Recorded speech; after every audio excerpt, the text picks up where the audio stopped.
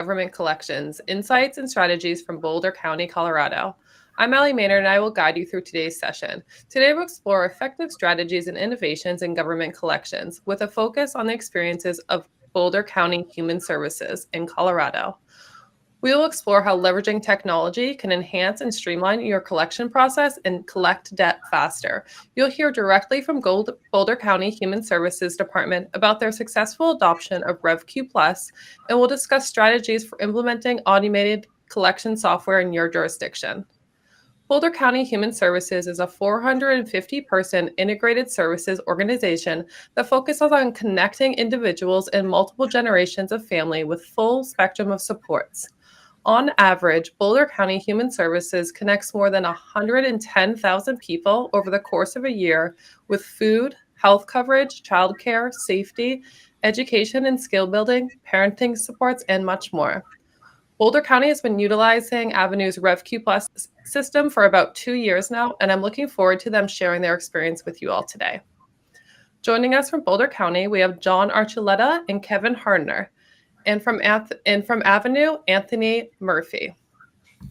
Kevin Hardner graduated from the University of Boulder, Colorado with a Bachelor's of Science in Business Administration. For the past 13 years, he has worked for Boulder County local government. Kevin currently serves as the Human Services Accounting Supervisor, managing accounts payable, accounts receivable, and benefit recovery teams. Welcome, Kevin. Hi, thanks for having me.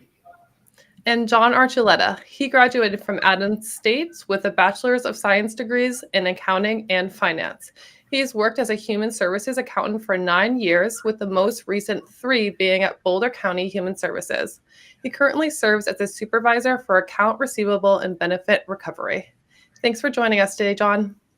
Thank you for having me.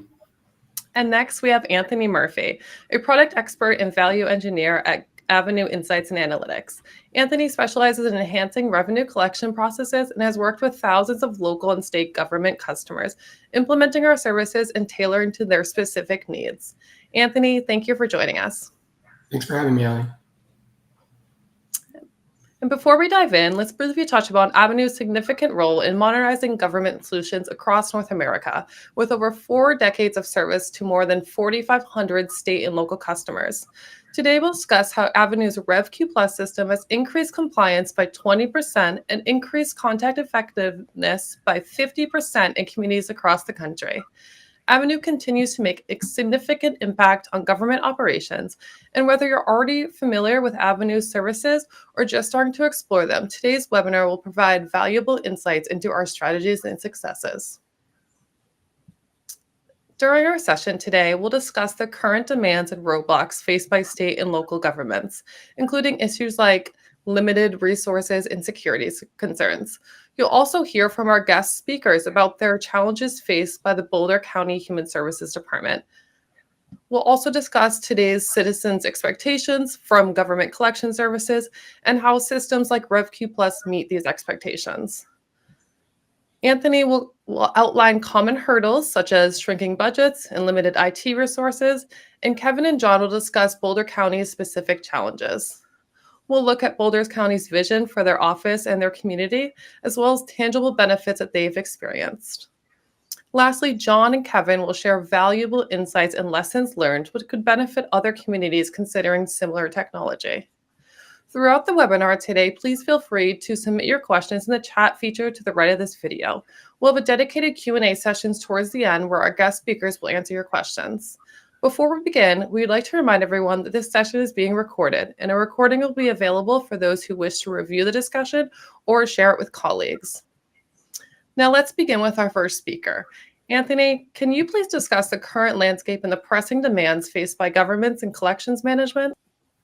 Thanks, Allie. I'd be happy to. Some of the things that we're seeing in state and local government, some of the issues are around staffing shortages. So understanding that there is a shrinking of budgets, which kind of lead into staffing shortages. With that also leads into limited IT experts.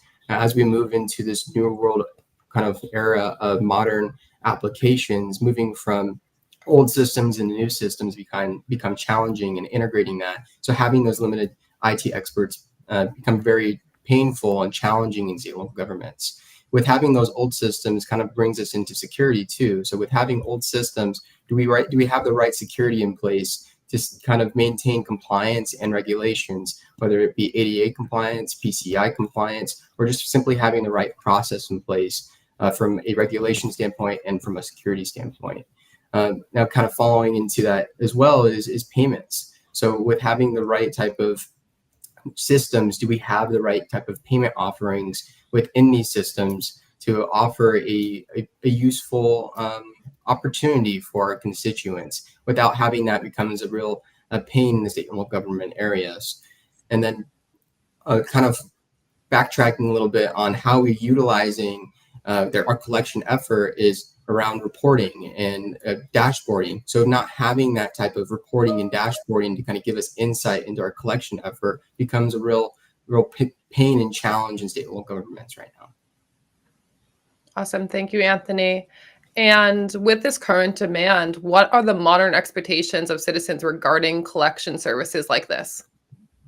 So some of the modern demand that we're seeing is around being mobile. So can we leverage a mobile device like our cell phone to simply make a payment or look at bills or what's due on our current account that we must pay, right? So having that type of mobile access is really important for the ease of use. And then coupled by modern communication methods. So are we leveraging voicemail or text messaging to kind of reach out to those constituents or the citizens? The citizens want to be able to make those payments.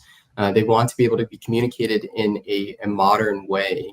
Half the times we send out letters, and sometimes they get the letters, but most often they just kind of throw them in the trash. So having that kind of flexibility to reach out in a mobile way is very important.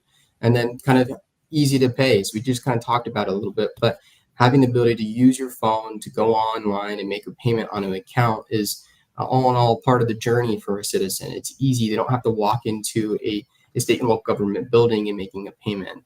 And that coupled with modern interfaces for us to easily navigate and to use that information to make those payments is really important. Great. Thank you, Anthony. And Kevin and John, Anthony just outlined some of the challenges that he's seeing nationwide. Do these align with some of the challenges you've experienced in your department? Certainly, as Anthony talked about, the staff and the IT expertise.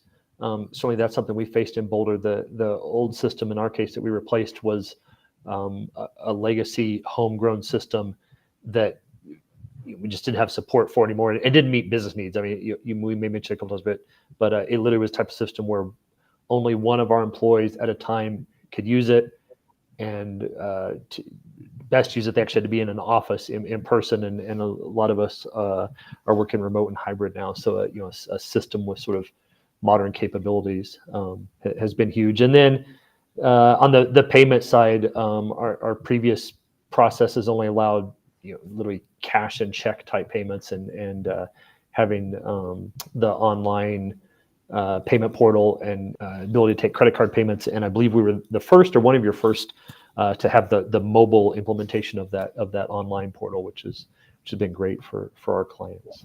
Awesome. Yep. John, did you want to add to that a little bit? I was just going to say, to build on what Kevin was talking about, and it was in addition to just having an old system that failed once we needed to move to more remote office type work, having the tech support, which our previous software had none, that's made a big difference. Because while the tech support has been very responsive, as we've had we've had hiccups and growing pains as we've learned to use the system, but generally speaking, we've been able to iron those out, and having a safety net has really made a lot of difference. And as we move forward with the new system. Those are some great points. We're seeing, a lot as we move into more remote work, there is more of a need of having these modern technology systems like you guys are discussing here. And then also, I kind of wanted to move into Boulder's, your vision for not only your staff, but also your community, and how you want to enhance your operations and improve your community services, and how RevQ Plus has kind of stepped in to help you with that. Kevin and John, do you want to kind of share some of your thoughts while selecting a collections management system? and what brought you to RevQ Plus? Yeah, for sure. I'll start with a couple that I have, and then John, I might have you talk a little bit about some of the day-to-day features that we use between like letters and mailings and text messaging capability, that kind of stuff. So, but yeah, like we're saying, that secure payment process is even your first bullet point over there, is huge. I think a lot of us have adopted credit card payment technology for a lot, or maybe even most of our lives by now. But in the government sector, a little bit slower to adopt that technology. So that, this as we went live now a couple years ago was our first opportunity to be able to receive those credit card payments, and like I said, seems kind of normal for every day, a lot of the rest of our lives, but it was new to us and very useful. And then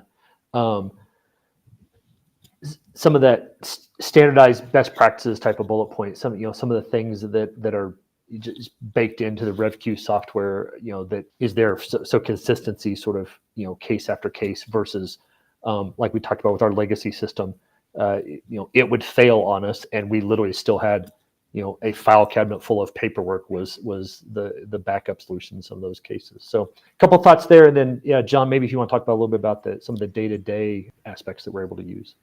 Well, one of the biggest things is that it's been more user-friendly for us, and it's helped us improve our day-to-day efficiency.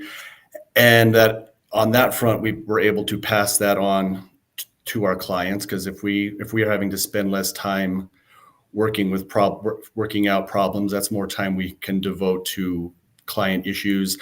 And that's before you even get to the expanded communications that we are working with RevQ. We send out a lot of correspondence. We've uploaded a lot of our forms. We've been able to automate those sorts of things.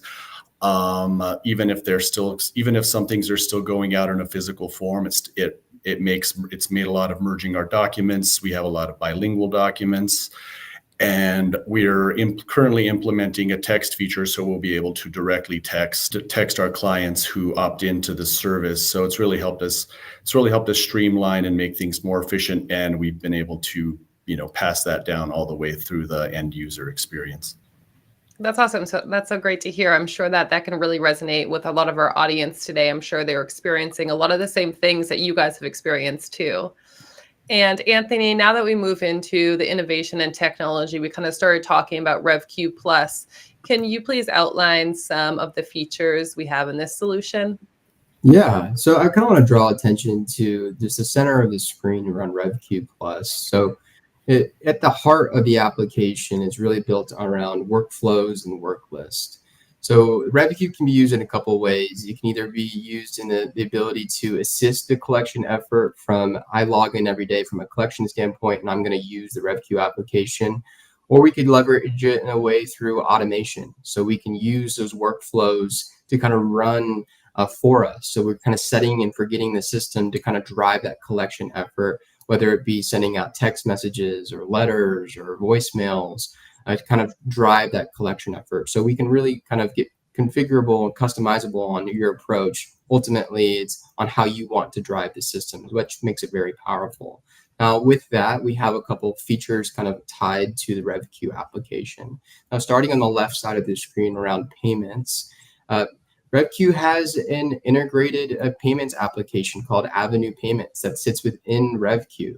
So from a click of a button, a citizen can log on and make a payment to their account. And once they make a payment to that account, that information is going to get flown right back into RevQ, and it's going to notify that that payment has been paid. And then it's going to track all those financial transaction histories. And then you can kind of start to track a little bit of whether or not they're delinquent or not delinquent anymore based off of those payments. So a really powerful feature. I know John and Kevin, you guys have been leveraging this Avenue Payments portion. Can you tell me a little bit more about what kind of benefit you guys have seen from leveraging Avenue Payments and what you used to do previously, and kind of take us through that journey if you don't mind? Sure. Previously and currently, we still do use this method, but before we started taking online payments, clients would have to either mail in a form of payment or come into one of our issuance windows, which are open on certain days of the week. So we've found that we've been able to open up the online payment and being able to pay with the credit card has helped a lot of our clients, and we've seen a slow but steady increase in how many are actually using it, both new users, and we have a lot of evidence that the clients that do use it tend to come back, and in some cases, that saves them, it saves them a check, it saves them a trip to get cash or to get a money order. So we've found generally positive feedback, even with some of our older clients who might be a little technically averse, but we've managed to get a lot of them up and running, and they're now regularly making payments online with credit cards, and they've generally enjoyed doing so. That's awesome. That's great. That's exactly what we want to hear, in the sense of, having that payments model kind of out there where they can just keep on coming back to it. You don't have to go worry about coming in. So that's awesome. That's great. I'm glad it's working for you guys. Just kind of shifting over to data integrity. So from having the RevQ application, having the system, being able to kind of track all the things that are happening throughout the collection process. So whether that's any adjustments or reversals or payments or adding a new account, right? So having that type of single source of truth on your collection process is really important, right? Sometimes we have a collection process in place, but it's a lot of information kind of being passed by other colleagues. So having a single source of truth to kind of look at the collection effort is really important.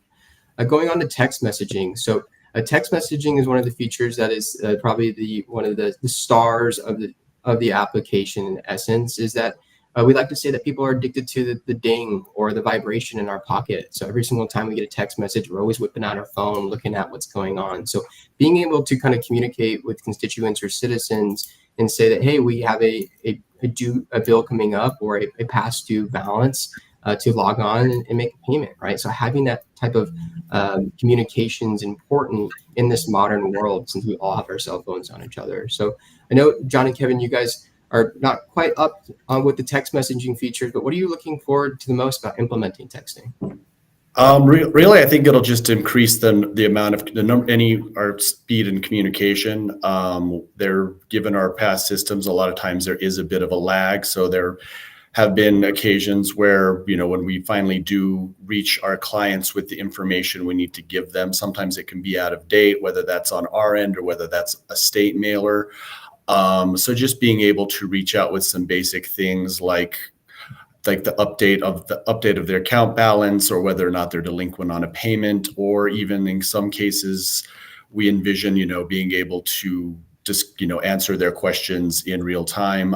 Right now we do a lot of that via phone and email, which it can limit, you can only take so many phone calls in a day, and trying to juggle that with our regular day-to-day tasks, it does put a burden on my team, but my team does a great job of trying to be responsive to all of our clients, and we're envisioning this as just another tool to help us do that better, while also easing the burden on our daily workload. Awesome. Well, we're excited for you guys. And then on top of it, we do have automated communication methods. So voicemailing, for instance, right? So having that ability to John, and what you're kind of talking about, having that ability to leave other forms of communication. People are busy through the organization, picking up phones and calling, but having the system leave voicemails on your guys' behalf to people that you can't get to is also another touch point that we offer through the RevQ application. As well as traditional communication methods as well. So sending out letters and emails automatically from the application is something that we handle, and then that can be done. And the nice thing about it is that those letters and email templates that you're already leveraging today is something that we can kind of bring into the application and make dynamic for you, so that you don't have to recreate and do all this work, adding just another simple little touch point in the process. And then finally is our analytics.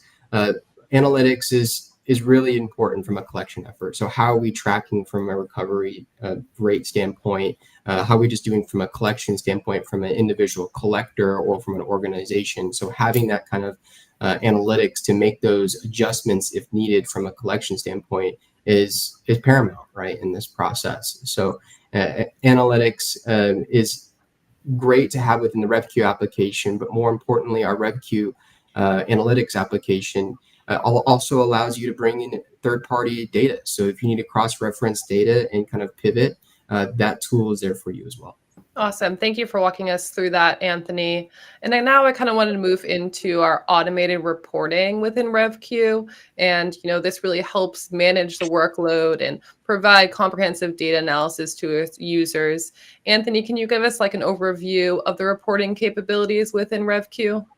Yeah, so we have a bunch of different ways of reporting within the RevQ application. We do have base reports. So out of the box, we have reports that you can just leverage to see how you're tracking from a payment delinquency standpoint, an outside collection standpoint, or just how you're doing from a overall collections and recovery rate standpoint. But we also know that there might be some flexibility around just general reporting. So we do offer a reporting application that is going to be kind of a separate database that you're allowed to make ad hoc reports off at free will, right? So that's important to have, and that's something that you can leverage right from day one too, so you don't have to wait until the collection process is up and running.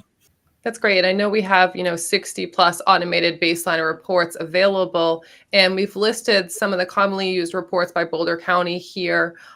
John or Kevin, do you just kind of want to walk us through how you're using these reports on a daily basis?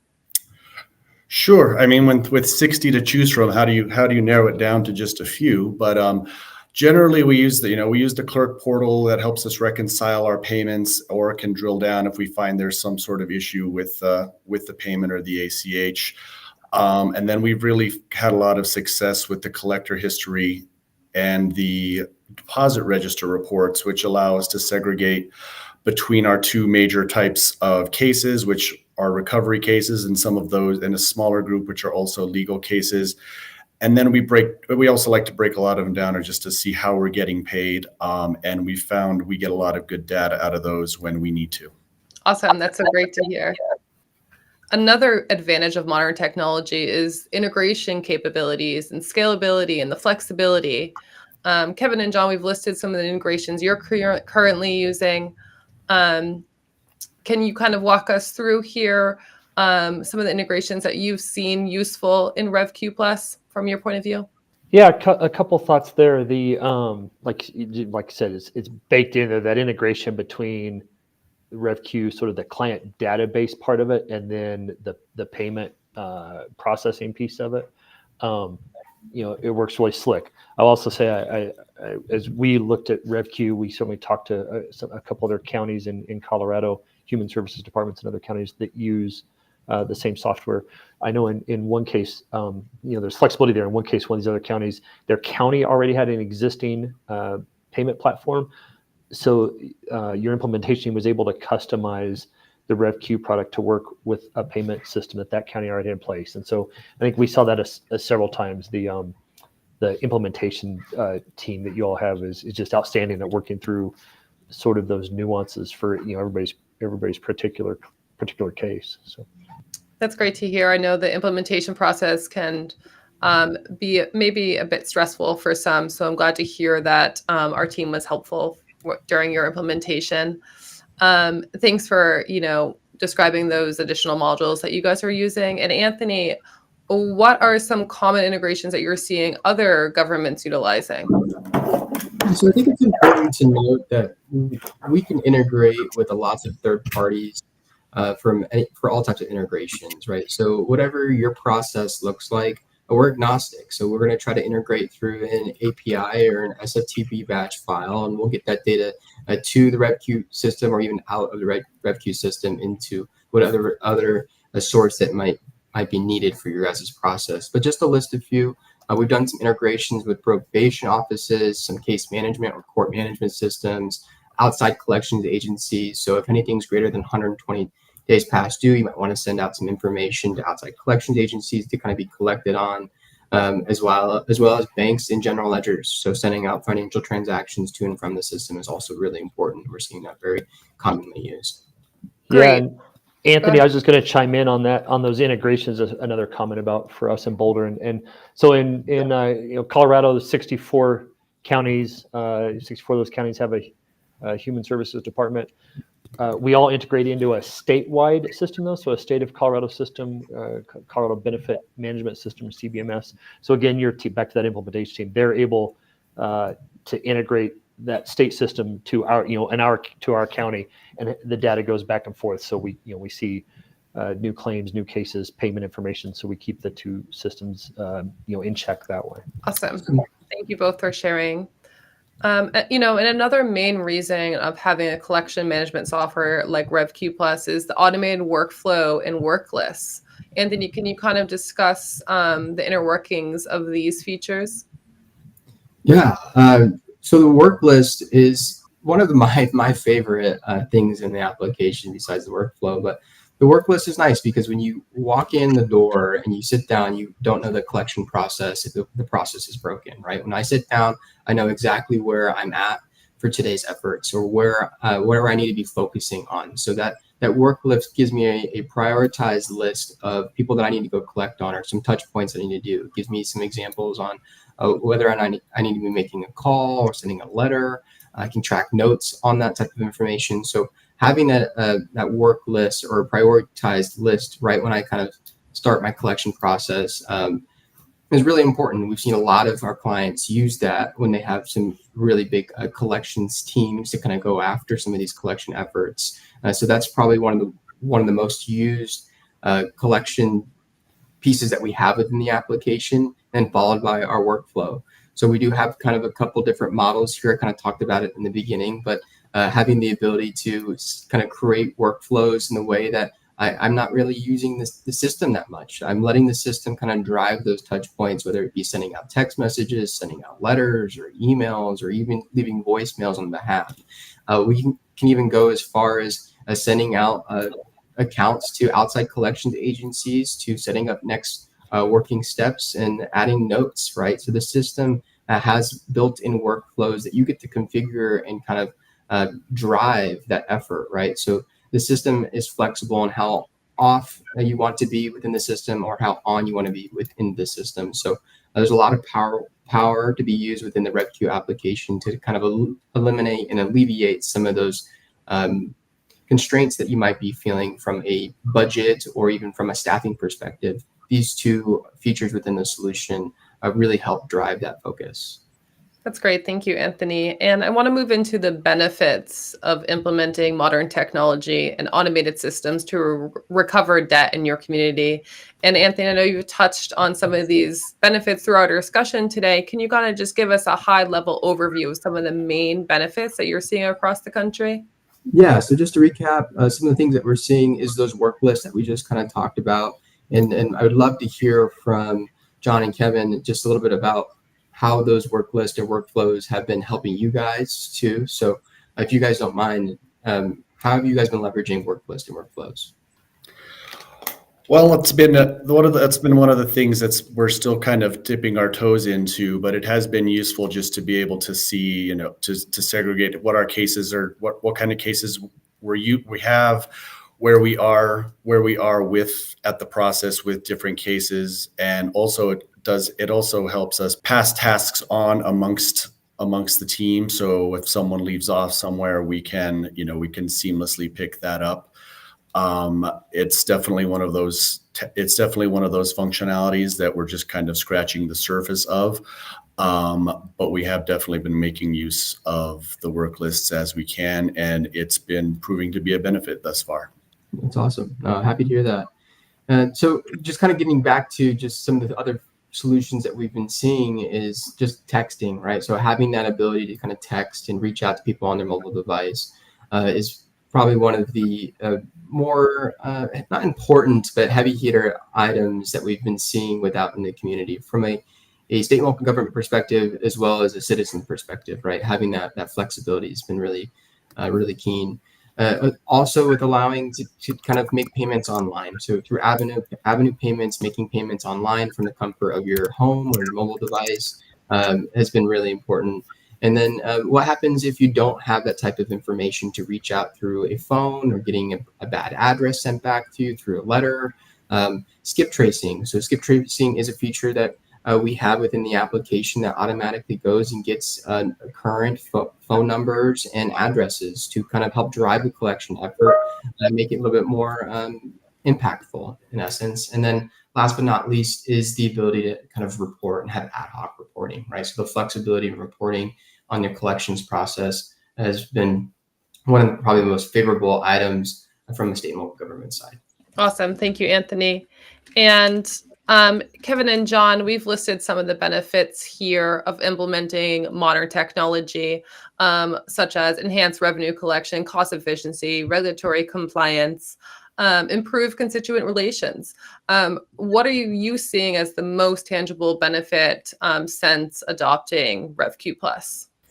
Yeah, I think I'll talk about a couple of thoughts that I have, and then John may add some more from his perspective and his team that's actually hands-on every day. So, caveat this with saying I'm not necessarily a hands-on user every day, but one of the sort of big technology improvements for us is, like I mentioned earlier, our old legacy system was literally, one employee at a time, and they had to be in an office to even access the system. So now, one of the big advantages here is that it's essentially a sort of a seamless system to the client experience, right? There's a lot going on in the background. We've talked about, the correspondence and the work lists and the database and the payment portal, all this stuff.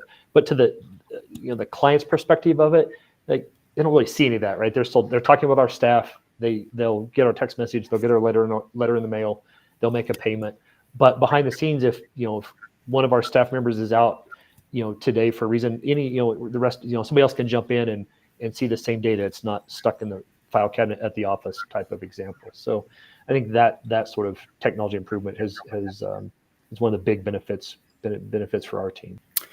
I couldn't agree more. The behind it, a lot of it is behind the scenes, but it is something that manifests itself for the client because we just have better information. Being able to upload information directly from the state management system into ours gives us a great repository for all of our client balances, all of their cases. It's a lot easier to look at. Frankly, sometimes the state systems go down for repair, and when that happens, that can sometimes leave us high and dry. So having all of that at our fingertips and having it be more easily transferable amongst our staff and any of our actual users. I mean, we have our primary users, but in theory, anyone with the case number can go in and look at and get some basic information if need be. They might not be able to recreate what some of our power users can do, but that's not really the point. Sometimes it's just being able to access accurate information and in turn provide that to the client, which ultimately there can be a tension there. We're trying to collect money, but at the same time, we're also trying to maintain a positive relationship with A+ customer service when we can. And there will always be a tension between that. But being able to respond to our clients quickly and accurately, that's generally one of our highest priorities because we are a public facing, or this is one of the small parts of finance where we actually do deal with clients, and it is, it's a high priority that we provide them with the best service we can, even though we are trying to collect money, which can sometimes be awkward, and sometimes we do have to deliver information that someone might not want to hear, but in that case, at least it's better to be correct and be able to do it the first time, as opposed to having to go back and deliver awkward information a second time and also offer a mea culpa because where something we had wasn't correct. So getting it right the first time and being able to respond quickly has been well served by us having the upgraded software. Awesome. That is so great to hear. And with that, I kind of want to turn it over to some of the lessons learned. I think it's really beneficial for other communities looking to implement a similar technology to see how other jurisdictions are handling the implementation process and policies and procedures. Are there any lessons learned that you guys wanted to highlight that may be beneficial to some of the audience members today? Yeah, and I'll go first here and talk about, the bullet points already up there, but that I mentioned earlier, that positive implementation experience. The team that you all have for the implementation size of, we came in think, hey, this is, we're pretty small customer and pretty small, client caseload kind of thing in the database for us. And we got all the attention that we could possibly want, and everything, up to, to the day we went live with that team was absolutely outstanding. So that was the piece where I was more involved, was on the sort of product selection implementation side. And then I'll let John talk about a couple of those points that are the sort of the day-to-day use that we're seeing now. Well, in addition to the implementation, that also carried into just our tech support. We've had things crop up, and generally speaking, we've been very pleased with how quickly the tech support responds. And we've, as quickly as an issue has arisen, we've been able to get things sorted and get back online. As we've discussed, the payment options, it's new and it's growing, but it's something that is definitely that's probably one of the biggest change for our clients, is their ability to use their credit card and debit card rather than having to use more physical forms of payment. And we've gotten great feedback with that, and the same with the communication. We're able to send things out faster, and that's been a boon to us for sure. Awesome. Thank you so much for both sharing your experiences. It's always valuable to hear about the success that our clients are having. So thank you so much. And with that, I now wanted to open it up to our Q&A session. We do have a couple of questions here for all of you guys. I will start with you, Kevin and John. How has the integration of RevQ Plus integrated your daily workflow for your staff? Are there any specific tools or features that have significantly reduced workload or improved efficiency? Oh, certainly. Being able to have simultaneous users, whether they're in the office or at home, has been helpful. And just the speed in which updates takes. If I've changed cases or changed information while on a meeting with one of my team members, and being able to have those take place has really improved our communication whenever we have to, because we have a few moving parts. We have technicians working on one side with the clients, and then we have someone else who's booking these entries. It's really helped with our intra-team communication as well, whether it's 2 or 3 of us, however many are communicating at a time, whenever specific instances or specific questions arise, it is really sped up how we can communicate amongst ourselves to get an answer so we can continue doing our work. Whether that's something that flows directly out to the client isn't always the case, but even just being able to speed up the time from when we are aware of a payment to getting it into our system, it's really streamlined that entire process. Awesome. Thank you, John. One more for Boulder. Given the challenges of training and adoption to new technologies, what strategies have you found most effective for encouraging user adoption? You want me to? I'll start, John, and see if you have more to add. So I'd say a couple lenses that I would have for that kind of a question. One is like our employee side of adoption, and maybe also the client side, right? So on the employee side, you've heard us talk about our legacy system that was, it was past end of life. So even up front, as we started evaluating systems and possible solutions and reaching out to some other counties in Colorado to see what they used, our employees, our teams were part of that process. But both the day-to-day users now and also the Boulder County IT expertise, right? So you needed kind of that buy-in, if you will, from both those groups, and we had all the way along from the evaluations and then selecting RevQ, and like we already talked about the implementation side of it. So having those folks along for that whole process, and it was enough of an improvement, a huge improvement step up for us that it was an easy sell, particularly for our day-to-day users. So. One thing I'd like to add is I'd almost compare it to a positive word of mouth experience, since my team and I have had a positive experience working with it, and it has been we've had the help we needed, the system. That's something we're able to pass on to the client in some cases. And this is where I really have to give credit to my recovery staff on that. And they've been able to pick it up. And that also, the ease with which they have picked it up, or, the work they put into it translates out because in a lot of cases, it is almost kind of a one-on-one sort of thing where the recovery team or members of the recovery team will work one-on-one with the client over the phone to walk them through sorts of things. And sometimes there is that first hurdle to clear, but we've found that when we take the time, and again, all credit to my recovery staff, they deal with a lot of people on a regular basis.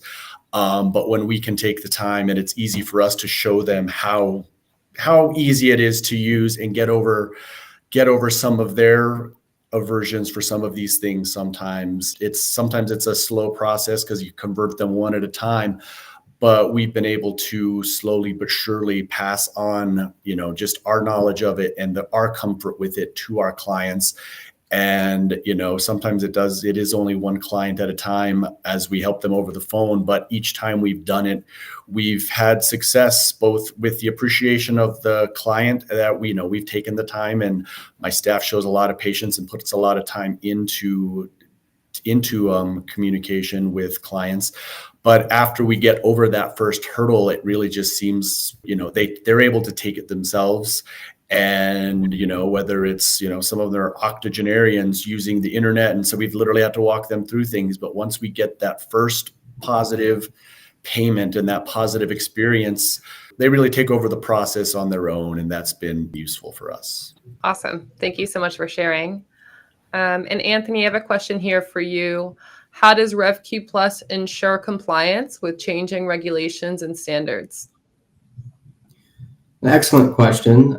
So a couple ways we do that. So the first kind of by design of the system is through security, right? It's the most important thing is that we have ways to kind of configure the application through just administrative rights, right? So if there's certain people that shouldn't be seeing certain information, we can kind of lock down the application and kind of have that security in place for kind of keep those things that may need to be hidden. As well as that we're completely auditable, all right, and trackable. So anything from a financial transaction, from the system doing some type of updating, or from a collector doing some type of work within the application, the system's going to track all of that. There's little nuances within the application. And last but not least is that we do have a world-class product team here at Avenue. So our product team is up to date with all of the rules and regulations, whether it be data privacy, communications, ADA, or even PCI compliance for our payments portions. Our product team is on top of the ball and is always monitoring new things that are coming out and making sure that it gets into the system when it needs to. As we wrap up our webinar, let's recap the key points and takeaways from our discussion today. We began by addressing the common challenges faced by local governments, such as limited resources, the need for secure and flexible systems, and the increasing demands of modern citizen expectations. Anthony highlighted the hurdles like integrating new systems and ensuring data security. Kevin and John share the specific challenges Boulder County faced prior to implementing RevQ Plus. They also discussed their transition to RevQ Plus and how it streamlined their operations, improved transparency, and increased citizen satisfaction. We explore the innovative features of RevQ Plus, including automated workflows, advanced reporting capabilities, and flexible payment options. These features have not only improved operations, but also led to better resource management and increased revenue recovery for Boulder County Human Services. Lastly, Kevin and John share their lessons learned from their journey, emphasizing the importance of adopting technology that aligns with the needs of both government staff and their communities. I want to thank our speakers today. Thank you all for joining, and thank you to our speakers for sharing your insights and extensive knowledge today. And to our viewers, thank you for joining us today. And if you'd like to hear more from Boulder County, you can reach out directly to Kevin and John or visit www.boco.org/human services to learn more. And if you have any further questions or would like to learn more about how Avenue can support your community, please visit us at avenueinsights.com or reach out